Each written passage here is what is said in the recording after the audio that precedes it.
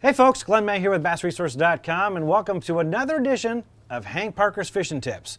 This week's question, Hank, it comes from Mike Barnett from North Florida, and he says, I live in a small, shallow lake, about 7 to 8 feet deep in Florida. The lake has a lot of eel grass and is fairly clear.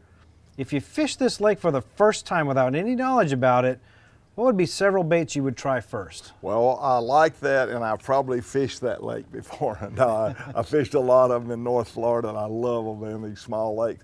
Eelgrass can be very productive, but fish are not always in eelgrass. Sometimes they're there, and sometimes they're not there, but I'm going to check it out first. And eelgrass, you can fish a Johnson spoon, works really, really good. A spinnerbait sometimes works good. Buzzbait, if the water's clear, he mentioned clear water. I like to fish over the top of that eelgrass with a buzzbait.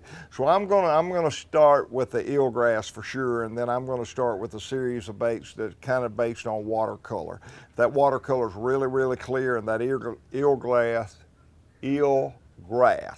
got it, is close to the surface, probably going to start out with a buzzbait or something, especially early in the morning. If the eelgrass is under the water somewhat, then I'll probably use a spinnerbait. I won a tournament on the St. Johns River in Florida, fishing eelgrass, a super bass tournament.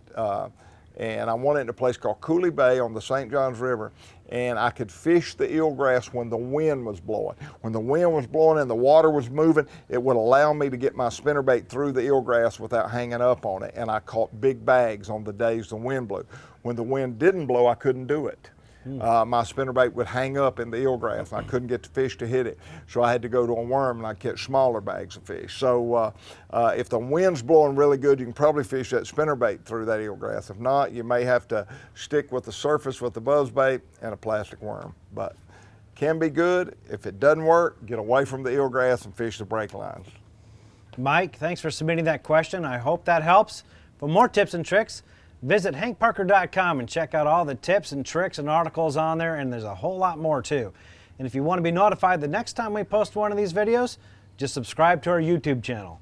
Until then, have a great day.